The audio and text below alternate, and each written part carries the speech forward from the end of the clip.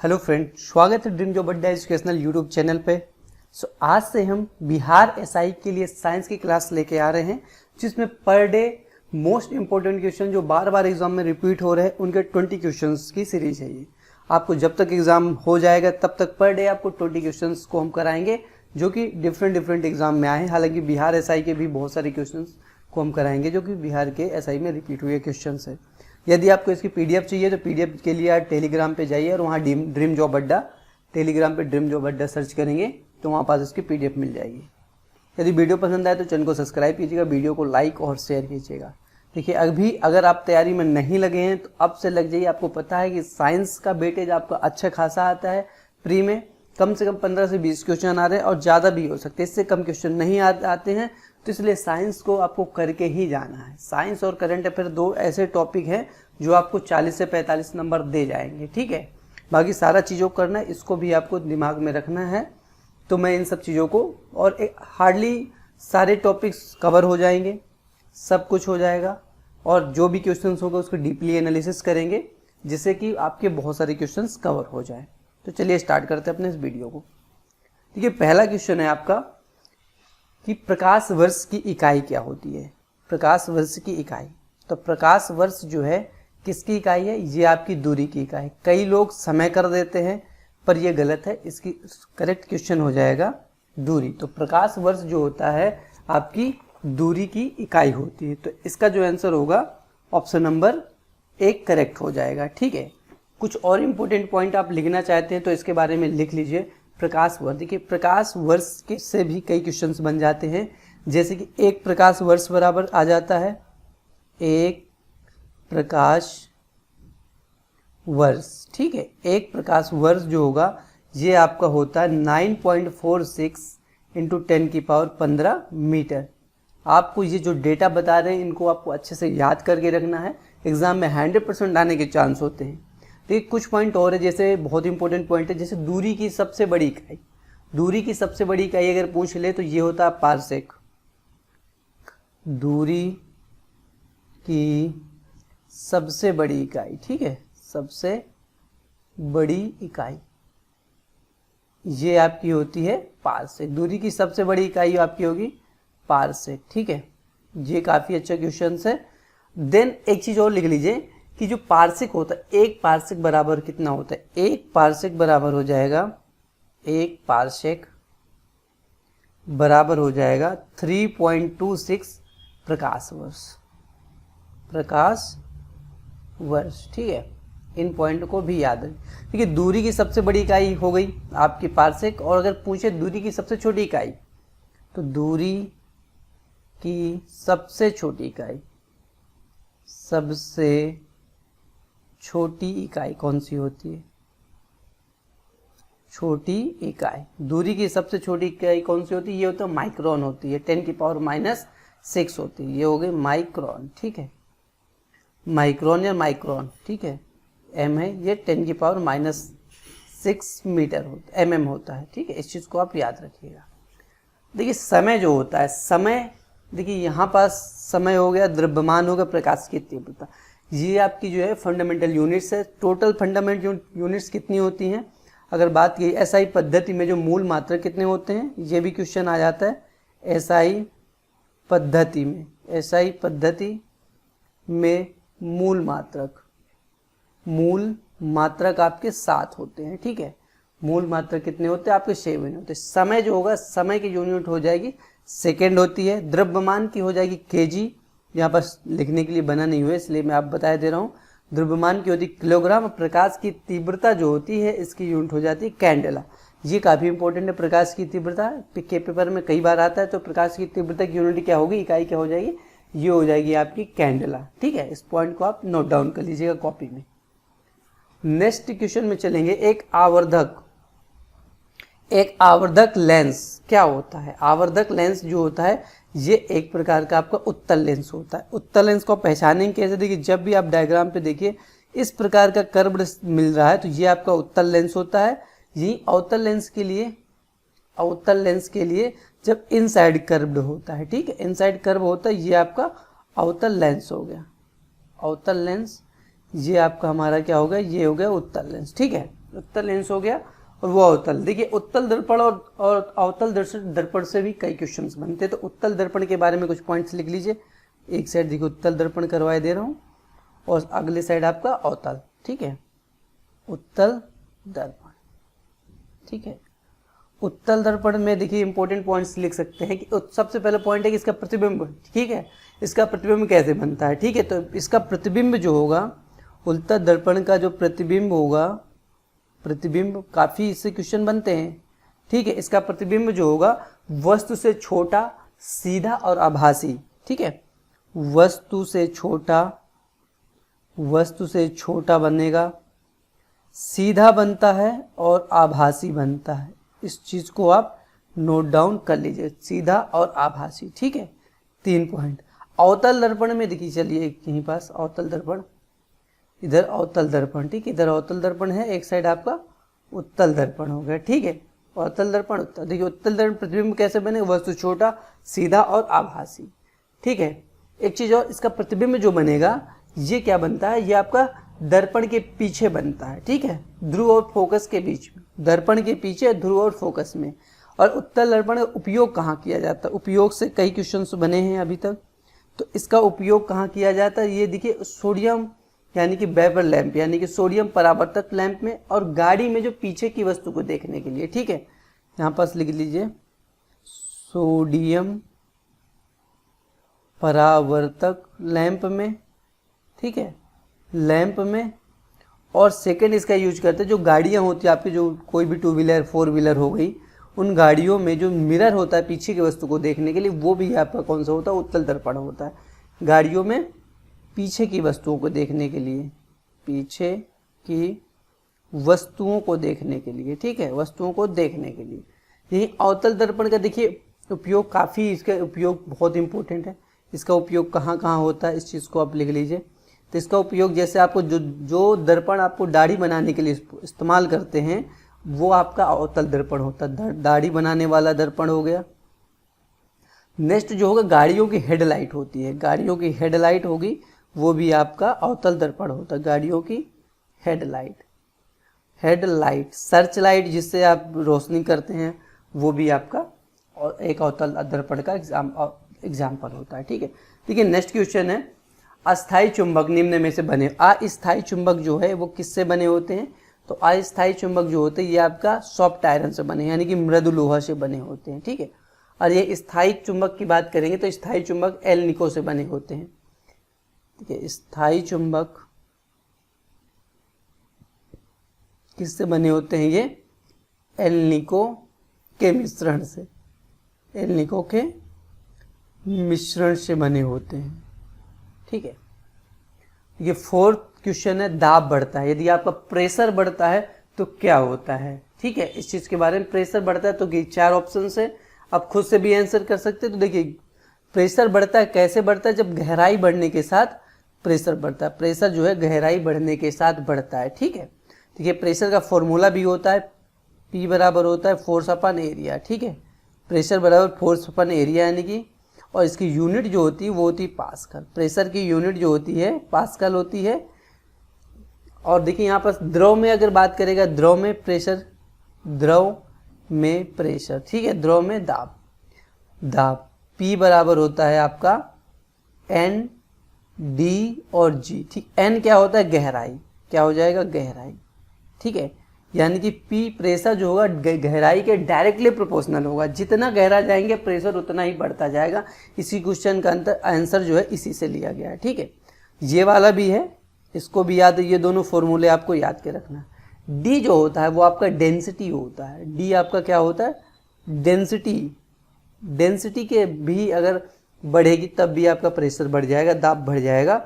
और जी होता है गुरुत्वीय त्वरण, ठीक है, जी आपका हो जाएगा गुरुत्वीय त्वरण होता है। एक पॉइंट यहाँ पास और नोट डाउन करने वाला है कि जल का जो होता है सर्वाधिक घनत्व किस ताप पे होता है, जल का सर्वाधिक घनत्व, जल का सर्वाधिक घनत्व जो होता है 4 डिग्री सेल्सियस पे होता है। अगर फ़ारेनहाइट की बात करेंगे 39.2 फ़ारेनहाइट पे सर्वाधिक होता है। तो किसी भी दो द्रवों के बीच कार्यरत गुरुत्वाकर्षण बल, किसी भी दो द्रवों के बीच कार्यरत गुरुत्वाकर्षण का बल, यहाँ पास 4 ऑप्शन दिए हुए, उन द्रवों के द्रव्यमानों के अनुपात के व्युत्क्रमानुपाती होता है, उन द्रव्यमानों के गुणनफल के व्युत्क्रमानुपाती, उन द्रव्यमानों गुणनफल के सीधे अनुक्रमानुपाती, और चौथा आप देख सकते हैं। ठीक है, तो यहाँ पर देखिए जो फोर्स होगा, ठीक है, गुरुत्वाकर्षण बल की बात करेंगे, फोर्स F बराबर जो होता है वो होता है G m1m2/r²। ये फॉर्मूला आपको याद होना चाहिए। और यहाँ पास देखिए हर चीज देखिए, F जो होगा फोर्स हो गया, गुरुत्वाकर्षण बल हो गया, G जो होता है गुरुत्वाकर्षण नियतांक होता है, ये भी बहुत इंपॉर्टेंट यहाँ पास लिखे दे रहे हैं, इसको बोलते हैं सार्वत्रिक गुरुत्वाकर्षण नियतांक, सार्वत्रिक गुरुत्वाकर्षण नियतांक।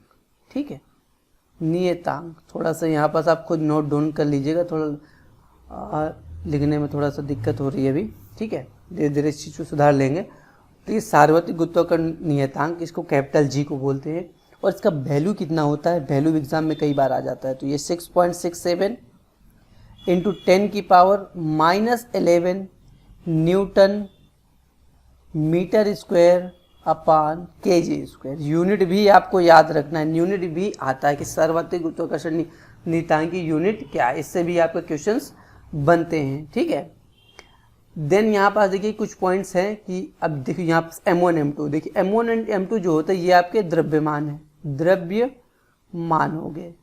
और आपका जो R है, इन दो पिंडों के बीच में डिस्टेंस होती है, दोनों पिंडों के बीच में डिस्टेंस, यानी कि दोनों के बीच में दूरी।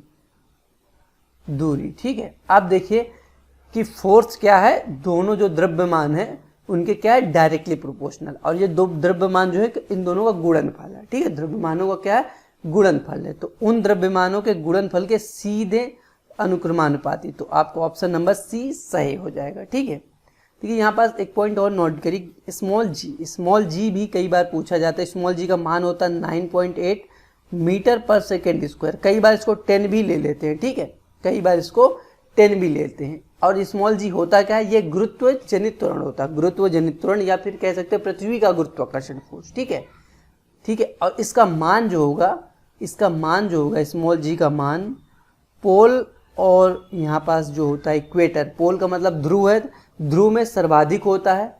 स्मॉल जी का मान ध्रुवों पर सर्वाधिक एग्जाम में पूछा जाता है, स्मॉल जी का मान कहाँ पर सर्वाधिक होता है, तो ये आपका ध्रुवों पर सर्वाधिक। और इसका मान जो होगा सबसे कम हो जाएगा आपका, सबसे कम कहाँ हो जाए, इक्वेटर यानी कि विषुवत रेखा, इक्वेटर यानी कि आपका विषुवत रेखा में सबसे कम हो जाएगा इसका मान, सबसे कम इसका मान हो जाएगा सबसे कम। तो इस पॉइंट को आप ऐसे कर लीजिए तो आपको समझ में कि स्मॉल जी की बात चल रही थी। ठीक है, नेक्स्ट क्वेश्चन पे चलेंगे कि हर्ट्ज मात्रक है। हर्ट्ज जो है वो आपका मात्रक है, किसका मात्रक है, ये आवृत्ति का मात्रक होता है हर्ट्ज। चुंबकीय फ्लक्स किसका है, वेबर, चुंबकीय फ्लक्स वेबर। बल। नेक्स्ट क्वेश्चन है हर्ट्ज मात्रक है, तो हर्ट्ज किसका मात्रक है, ये होगा आवृत्ति का। हर्ट्ज जो है आवृत्ति का मात्रक है। चुंबकीय फ्लक्स का मात्रक हो जाएगा वेबर, चुंबकीय फ्लक्स का हो जाएगा आपका वेबर। ठीक है, बल का मात्रक हो जाएगा न्यूटन, और विद्युत आवेश का हो जाएगा कूलाम, विद्युत आवेश का आपका होता है कूलाम। तो इन पॉइंट्स को भी आप नोट डाउन कर लीजिएगा।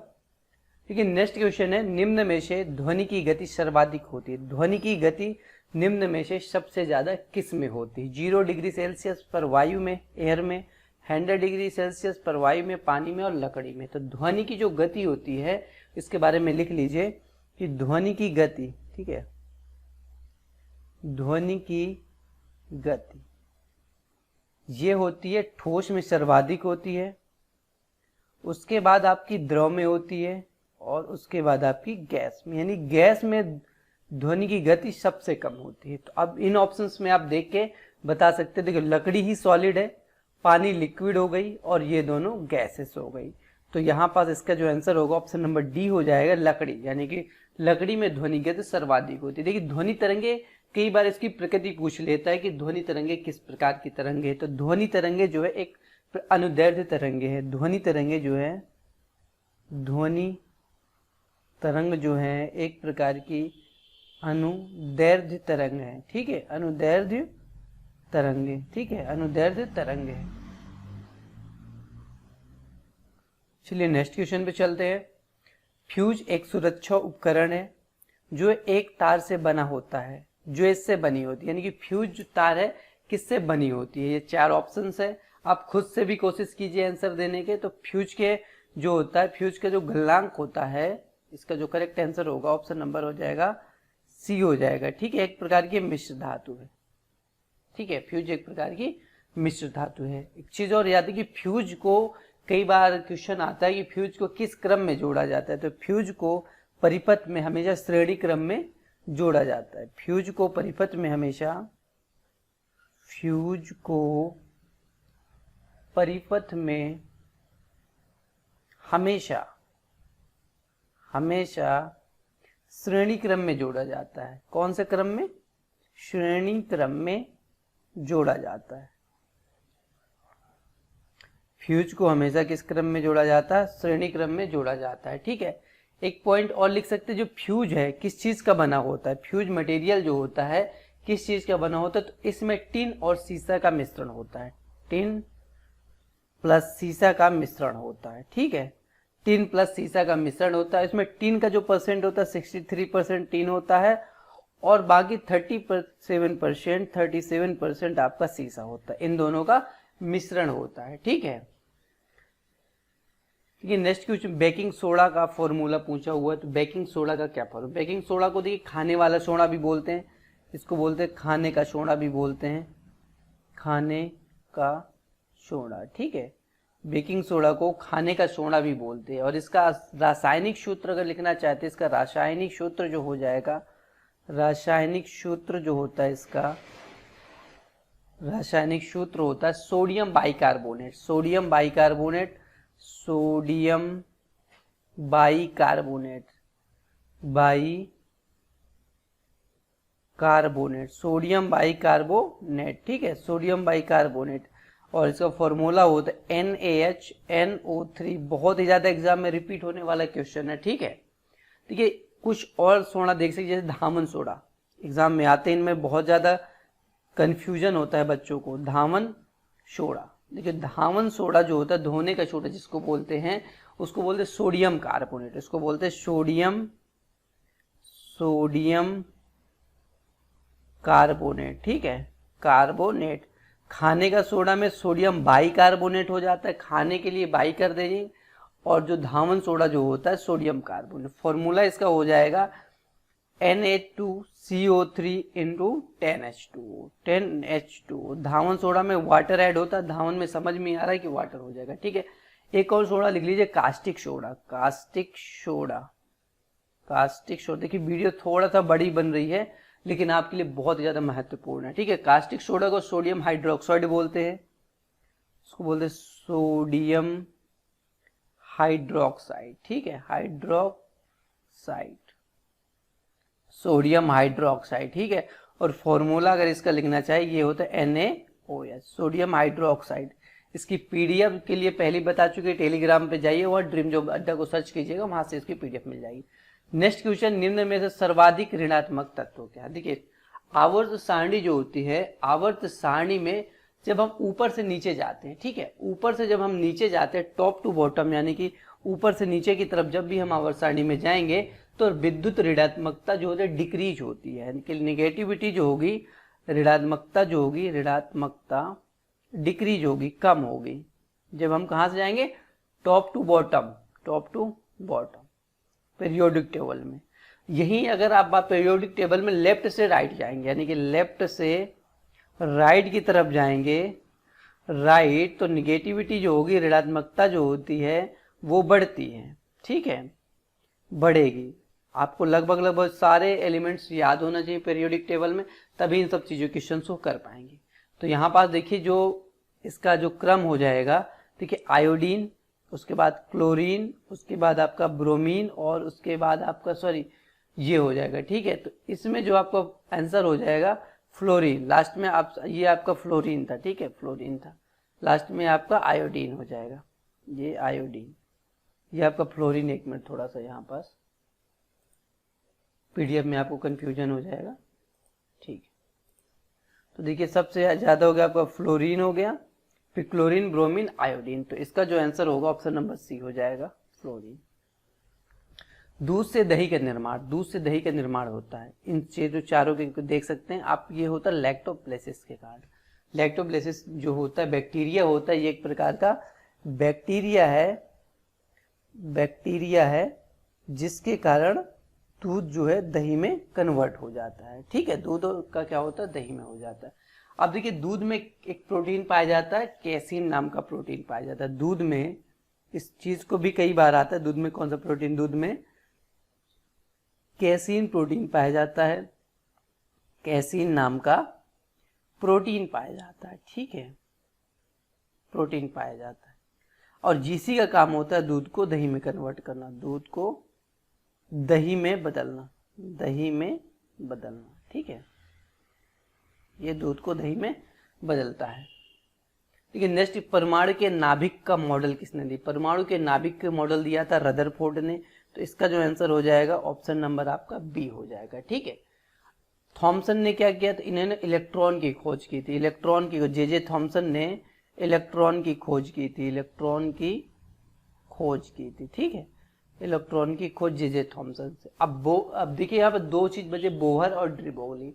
बोहर ने क्या कहा था, ठीक है, बोहर के बारे में भी जान लीजिए, मे भी आपके शिफ्टों में क्वेश्चन आ जाए। देखिए बोहर ने क्या प्रस्तावित किया था कि इलेक्ट्रॉन एक निश्चित कक्षा में एक साथ एक विशिष्ट कक्षा में गोले परिक्रमा करते हैं, ठीक है। इस चीज को समझे, लिखे देता हूं कि इलेक्ट्रॉन जो होते हैं, इलेक्ट्रॉन हालांकि ज्यादा इंपॉर्टेंट नहीं है फिर भी लिख लीजिए, इलेक्ट्रॉन जो हो गए एक निश्चित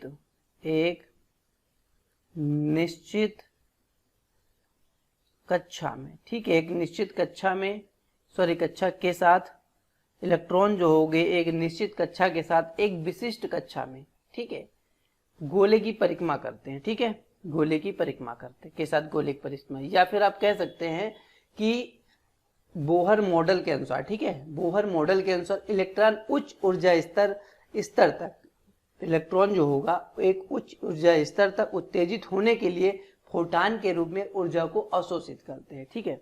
या फिर आप इसे कह सकते हैं कि इलेक्ट्रॉन उच्च ऊर्जा स्तर तक, एक मिनट लिख लीजिए, इलेक्ट्रॉन उच्च ऊर्जा स्तर तक, उच्च ऊर्जा स्तर, इलेक्ट्रॉन एक उच्च ऊर्जा स्तर तक उत्तेजित होने के लिए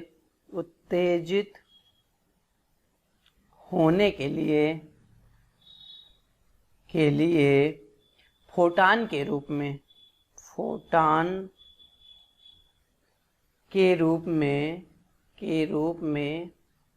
ऊर्जा को अवशोषित करते हैं, ऊर्जा को अवशोषित करते हैं, ठीक है, अवशोषित करते हैं, ठीक है। अब यही बात देखिए आपका ये हो गया, बोहर हो गया। डी ब्रोगली के बारे में भी जान लीजिए थोड़ा सा, डी ब्रोगली के बारे में कि देखो डी ब्रोगली के अनुसार जिस प्रकार से प्रकाश की द्वैत प्रकृति होती है उसी प्रकार से द्रव्य की द्वैत प्रकृति, द्रव्य का मतलब समझो, द्रव्य के कण मतलब जैसे इलेक्ट्रॉन हो गया, प्रोटॉन हो गया, न्यूट्रॉन हो गया, इनकी भी दो प्रकृतियां जो डुअल नेचर प्रकट करती है। इस चीज को आप लिख लीजिएगा, ठीक है। मैं दोबारा बोले दे रहा हूं कि जिस प्रकार प्रकाश की डुअल प्रकृति होती है उसी प्रकार से द्रव्य के कण यानी कि इलेक्ट्रॉन, प्रोटॉन और न्यूट्रॉन के भी डुअल प्रकृति होती है, ठीक है। तो ये हो गया। अब नेक्स्ट क्वेश्चन में सीने बाहर किसका अयस्क, सीने बाहर किसका अयस्क है, तो सीने, देखिए तांबा का अयस्क क्या हो जाएगा, तांबा के कुछ अयस्क देख सकते हैं, तांबा के अयस्क कॉपर पायराइट, काफी इंपॉर्टेंट है ये, कॉपर पायराइट, कॉपर पायराइट ये हो जाएगा आपका तांबा का हो जाएगा। इसका फॉर्मूला होता है CuFeS2, ठीक है। लेड जो होगा, लेड का आप देख सकते हैं, लेड का आपका होता है गैलेना, इसको बिल्कुल याद रखना है, गैलेना, लेड का अयस्क होता है गैलेना PbS, ठीक है। लोहे के कई अयस्क होते हैं, आयरन के कई अयस्क होते हैं, जैसे हेमेटाइट हो गया, मैग्नेटाइट या लिमोनाइट हो गया, इन तीनों को भी लिख सकते हैं, ठीक है। और जो आपका सीने बाहर होगा वो पारा का अयस्क है। काफी इंपॉर्टेंट क्वेश्चन है, इसको आप याद करके रखिएगा। जंग लगना संपन्न होता है, जंग लगना जो है संपन्न होता है, तो ये आप नम वायु की उपस्थिति में जंग लगना शुरू होता है। ठीक है, तो जंग होता क्या है, ठीक है, जंग होता क्या है, देखिए लोहे जो होता है आपका, आयरन जो होता है, उसमें भूरे रंग की एक भंगुर परत जम जाती है, उसको ही हम जंग लगना कहते हैं।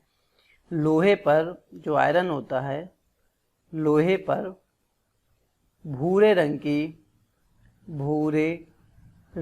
की भंगुर, लोहे पर भूरे रंग की भंगुर परत जम जाती है। ठीक है, परत जम जाती है, जिसे ही हम कहते हैं कि जंग लग गई है। ठीक है, इसका फॉर्मूला भी कई बार एग्जाम में आता है कि जंग जो लगना है उसका सूत्र क्या होता है, तो इसका सूत्र भी लिख लीजिए, Fe2O3 इंटू XH2O।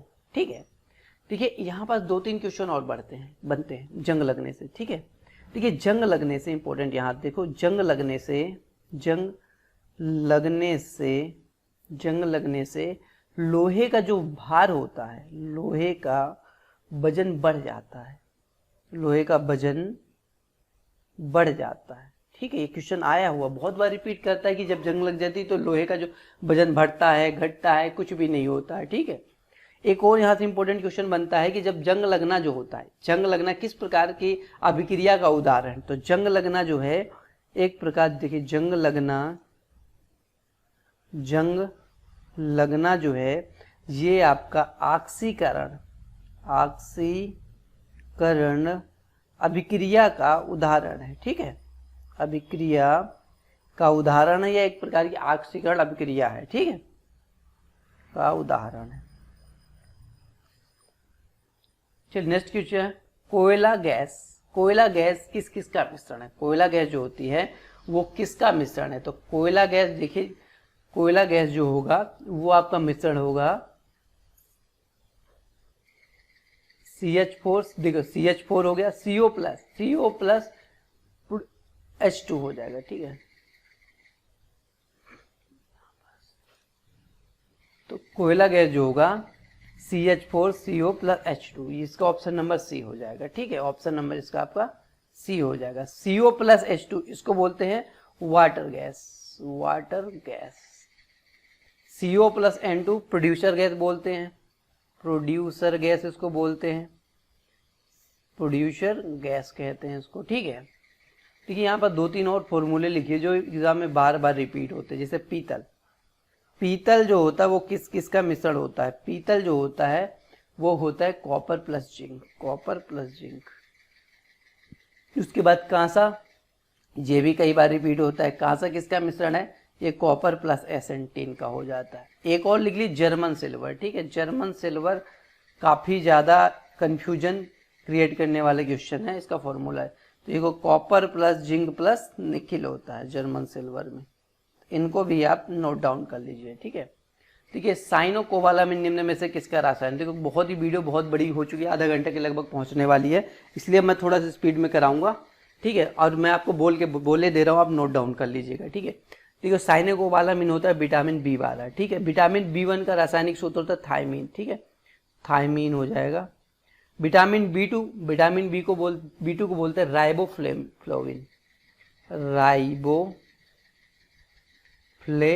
ठीक है, राइबोफ्लेविन विटामिन B2 को बोलते हैं। B6, देखिए विटामिन B6 पायरिडॉक्सिन बोलते हैं इसको, पायरिडॉक्सिन।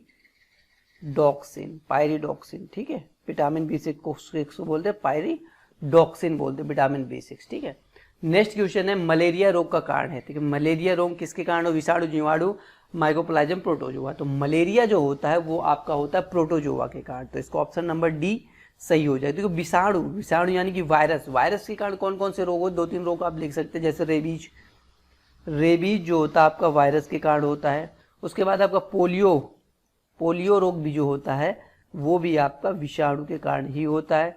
चेचक हो गया, डेंगू हो गया, ये सारे रोग आपको होते हैं विषाणु यानी कि वायरस से। देखो जीवाणु के कारण होने वाले रोगों के बारे में लिखिए, जैसे टीबी जो होता है आपका, टीबी रोग जो होता है वो आपका जीवाणु के कारण होता है। टिटनेस हो गया, जीवाणु के कारण हो गया। हैजा हो गया आपका, जीवाणु के कारण होता है। और नेक्स्ट होता है कुकर खांसी। ये सारे रोग जो होंगे आपके जीवाणु के कारण होने वाले रोग हैं।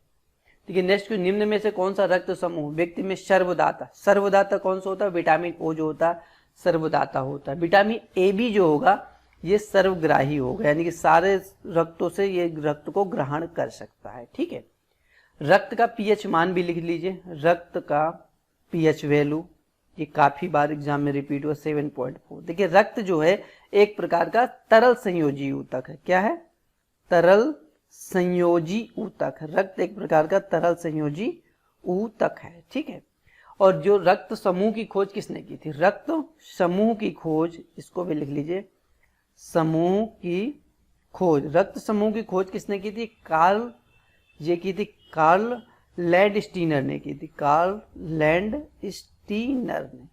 ठीक है, कार्ल लैंडस्टीनर ने रक्त समूह की खोज की थी। देखिए लास्ट क्वेश्चन, सॉरी 19वां नंबर है, इसके बाद एक क्वेश्चन और बचेगा।